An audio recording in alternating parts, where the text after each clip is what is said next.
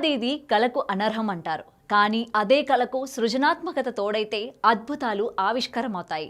సాధ్యం కాని వాటిని సుసాధ్యం చేయడమే కళాకారులకు అసలైన సవాల్. అయితే జగిత్యాలకు చెందిన సూక్ష్మ కళాకారుడు అలాంటి అత్యంత అరుదైన ఘనతే సాధించాడు.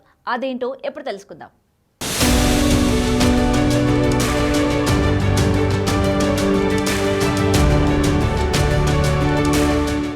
జగిత్యాల జిల్లాకు చెందిన ప్రముఖ సూక్ష్మ కళాకారుడు, గిన్నిస్ రికార్డ్ గ్రహీత డాక్టర్ గుర్రం దయాకర్ తన కళా ప్రవీణంతో తనకంటూ ప్రత్యేకమైన గుర్తింపు పొందాడు.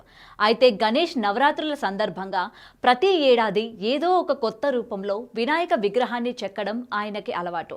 సూక్ష్మంగా బొమ్మలు గీయడంలో ఆరితేరిన దయాకర్ గతంలో అత్యంత సూక్ష్మమైన బంగారు వినాయక విగ్రహం, మట్టి విగ్రహంతో పాటు చంద్రయాన్-3 సక్సెస్ సమయంలో చంద్రయాన్ గణేశుణ్ణి చెక్కారు. అయితే ఈసారి మరింత వైవిధ్యంగా ఉండాలి అని ఆలోచించి ఆ గణనాథుడికి అత్యంత ప్రీతిపాత్రమైన గరకపోచను ఎంచుకున్నాడు. గరకపోచనే చిన్నది అంటే దానిపై కూడా అతి చిన్న వినాయకుడు విగ్రహాన్ని మలిచాడు. ఇందుకోసం ఆయన మైనంతో పాటు వాటర్ కలర్స్ వాడాడు. 10 గంటల పాటు కష్టపడి అద్భుతమైన వినాయక విగ్రహాన్ని ఆవిష్కరించాడు. గణపయ్య కరుణా కటాక్షాల వల్లే తాను ఈ విధంగా మలచగలిగానని ఆనందంతో చెబుతున్నాడు. ఏది ఏమైనా చూపరులను ఎంతగానో ఆకట్టుకుంటుంది అనడంలో ఎలాంటి సందేహం లేదు.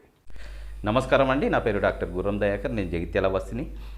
నేను ప్రతి సంవత్సరం గణపతి నవరాత్రుల సందర్భంగా ఒక ప్రత్యేకమైన గణపతిని తయారు చేస్తాను సూక్ష్మంగా.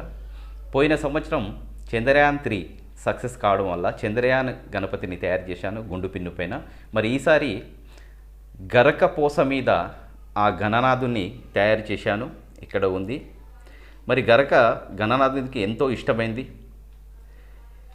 కాబట్టి ఆ గరకపోస మీద గణనాథుని తయారు చేస్తే ఎలా ఉంటుందనే ఆలోచన వచ్చి నేను తయారు చేశాను. మరి దీన్ని తయారు చేయుటకు నాకు దాదాపు 10 గంటల సమయం పట్టింది. అలాగే దీని లోపల నేను కొన్ని కలర్సు అలాగే మైనము వాడాను. మరి ఈ సందర్భంగా ప్రతి ఒక్క భక్తునికి గణపతి నవరాత్రుల శుభాకాంక్షలు.